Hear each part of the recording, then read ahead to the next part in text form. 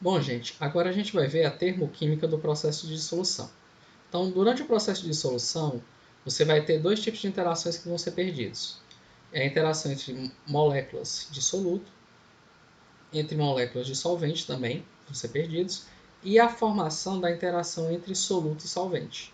Por exemplo, durante o processo da dissolução aqui do cloreto de sódio em água, o que vai acontecer? Você vai ter as interações entre o cloreto e o sódio, que vão ser ligações do tipo iônicas, e você vai ter a quebra entre a ligação direta entre moléculas de água, que são as ligações de hidrogênio, certo? Essas aqui são as ligações que vão ser perdidas. Ligação soluto-soluto, ligação solvente-solvente. O que vai ser formado aqui? Você agora vai ter uma interação, os íons sódios eles vão ser cercados por moléculas de água. E o íon cloreto também.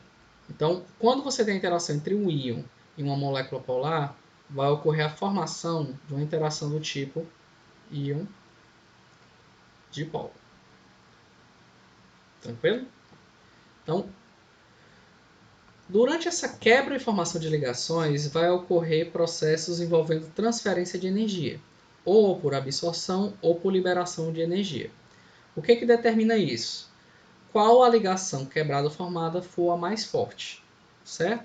Então, a energia total da dissolução, representada por esse ΔH aqui, ele vai ser mais os valores absolutos das energias quebradas, menos o valor absoluto da energia da ligação formada, certo? Porque durante a quebra de ligações é necessário absorver energia, então a variação de energia vai ser positiva. E durante a quebra de ligações ocorre liberação de energia, então essa variação ela vai ser negativa. Então quem for mais forte vai dominar o sinal desse ΔH. Se esse ΔH for positivo, a gente tem o que a gente chama de processo endotérmico com absorção de energia. Então vai ser retirada energia cinética do solvente, certo? E consequentemente, se as moléculas param de se mexer, ocorre uma diminuição da temperatura da solução.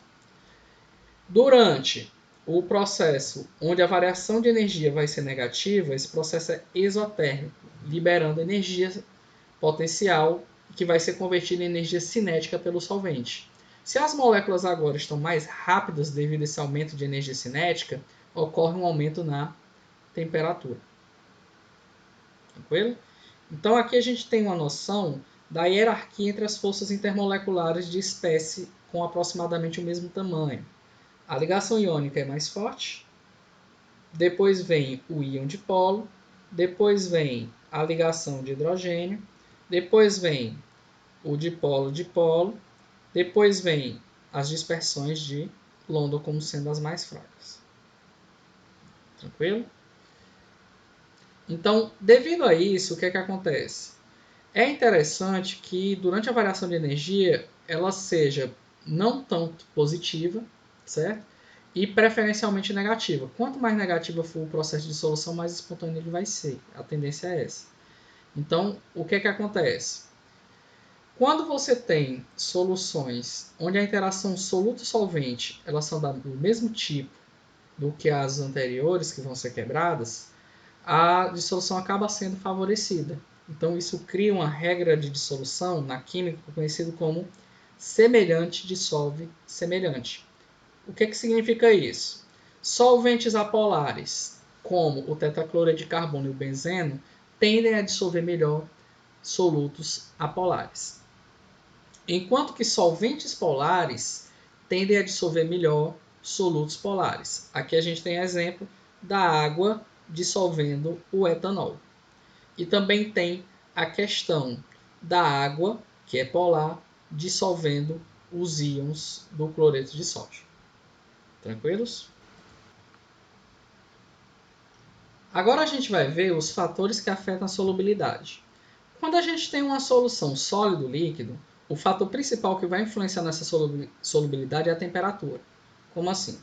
A gente tem dois tipos de dissolução: endotérmico, com o aumento da energia, e isotérmico com liberação de energia e aumento de temperatura.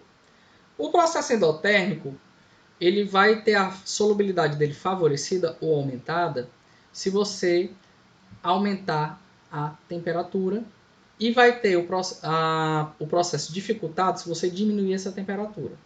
Então, normalmente, se você tem um gráfico de solubilidade, qual é a característica do processo endotérmico? Por exemplo, vamos pegar o KNO3. Você aumenta a temperatura, caminha para a direita do gráfico, e a latitude do gráfico, a altura no eixo Y, ela vai aumentar. Certo? Então, essa é a característica de um processo endotérmico. Quanto mais positivo for essa variação de energia, mais curvado para cima vai ser o gráfico. Já para o processo exotérmico, você tem um comportamento oposto. A dissolução exotérmica ela aumenta com a diminuição da temperatura e diminui com o aumento da temperatura. Certo? Que é o caso do nosso Ce2SO4,3. Desses gráficos aqui, ele é o único que com o aumento de temperatura você tem uma queda da solubilidade. Quando a gente tem uma solução do tipo gás líquido, que é uma solução onde o soluto é um gás e o solvente é um líquido, o que vai acontecer? A gente vai depender aqui de 3 fatores. Primeiro, é a natureza do gás, certo? Se você tiver um gás que ele se ioniza em solução, por exemplo, a gente tem 2 gases que conseguem fazer isso, CO2 e amônio. Certo?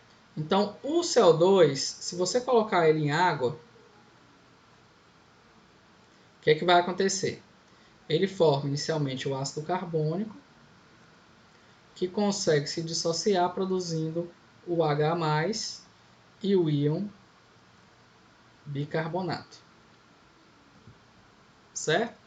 Então, o fato do CO2 se ionizar, produzir íons, ele vai ter uma dissolução muito maior do que uma molécula que não consegue fazer isso. A mesma coisa vai ser a amônia. A amônia, quando ela entra em água, ela produz o íon amônio e produz hidroxilo. Então, o fato dela se ionizar, a solubilidade dela é favorecida. Certo? Então, se você olhar aqui, entre moléculas que também não se ionizam, você vai ter comportamentos diferentes de solubilidade. Por exemplo, metano dissolve melhor do que oxigênio, oxigênio dissolve melhor que monóxido de carbono, que dissolve melhor que nitrogênio e dissolve melhor do que hélio. Com relação à temperatura, os gases eles vão ter um comportamento bem definido. Se você aumentar a temperatura, a tendência natural é que a energia cinética do gás aumente e, consequentemente, ele consiga escapar da solução. Ou seja, aumentar a temperatura faz o quê? Diminui a solubilidade de um gás. Exemplo clássico em casa é você pegar um refrigerante. Pega um refrigerante e aumente a temperatura. Se você abrir a tampa, o gás vai embora na mesma hora. A quantidade de espuma formada vai ser bem maior devido a esse efeito da temperatura. Segundo efeito, efeito das pressões, aliás, terceiro efeito, né? Efeito das pressões parciais, certo? A solubilidade de um gás, ela vai ser diretamente proporcional à pressão parcial que esse gás exerce sobre a solução. Então, quanto mais gás você coloca dentro de um recipiente com um líquido, mais gás vai conseguir dissolver. Essa constante aqui, KH, ela é uma constante de proporcionalidade, certo?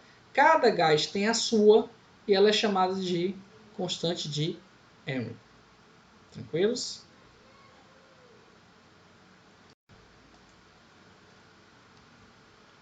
Meninos, agora a gente vai ver o tópico 6, que são as unidades de concentração, certo?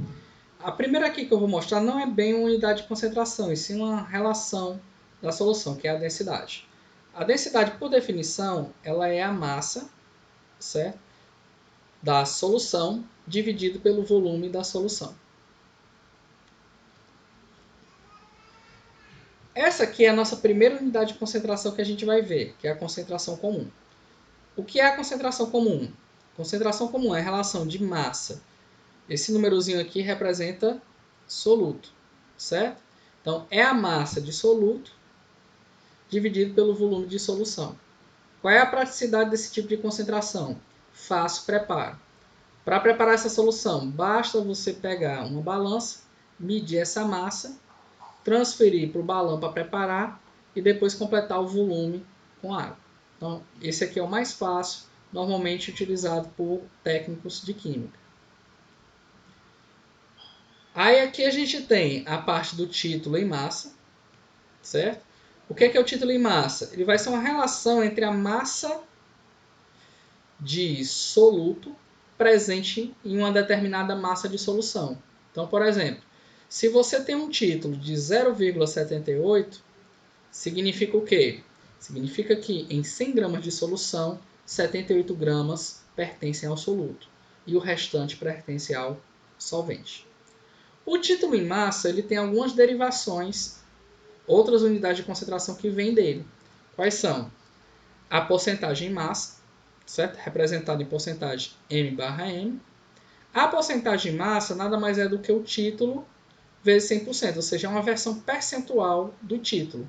Enquanto o título ele vai se apresentar como um número decimal menor do que 1, a porcentagem vai ser esse número aqui, só que na versão percentual, ou seja, nessa solução aqui, se o título dela é 0,78, a porcentagem massa dela vai ser 78%. Existem outras concentrações que normalmente são aplicadas em análise de espécies que a concentração é muito pequena, certo? Poluentes, pesticidas, então normalmente quem trabalha estudando com isso vai trabalhar com concentrações dessa ordem, que é as concentrações em parte por milhão e partes por bilhão. O que significa uma concentração parte por milhão? É como se fosse um título, só que enquanto o título, as unidades de massa são iguais, ou seja, se em cima for em grama, abaixo tem que ser em grama também. No ppm, você vai ter a massa do soluto em miligrama e a massa da solução em quilograma. Já em parte por bilhão, o que vai mudar? A massa do soluto vai ser em miligrama, já a massa da solução vai ser em tonelada, ou seja, 1000 vezes maior a massa da solução do que no ppm. Tranquilos? E agora a gente vai ver as concentrações envolvendo o número de mol, que acaba sendo mais útil para a gente no laboratório, quando vai determinar uma concentração. A primeira que a gente vai ver é a molaridade, certo? A molaridade ela vai ser o número de mol do soluto dividido pelo volume do solvente em litros, certo? Então isso é importante. Obrigatoriamente, o volume da molaridade tem que estar em litros, certo? Existe uma segunda concentração envolvendo o número de mol chamada de molalidade. O que diz a molalidade? Ela vai ser o número de mols do soluto dividido pela massa do solvente, certo? Em quilogramas. O que vai representar? Por que tem essa concentração molaridade, que é parecida, professor? A molaridade ela é ótima para a representação de concentrações, desde que não haja mudança de temperatura. Por quê? Como é uma unidade de concentração baseada no volume, qualquer perturbação na temperatura vai modificar o volume, ou dilatando ou contraindo a solução. Então, se você variar a temperatura, a concentração da solução ela não vai permanecer constante. Já esse problema ele vai ser solucionado com a molaridade. Por quê? Como a concentração na molaridade só envolve o número de mol e a massa, esses valores eles são constantes e independentes da temperatura, certo? Então, se você variar a temperatura, esse tipo de concentração ele é ideal de se trabalhar.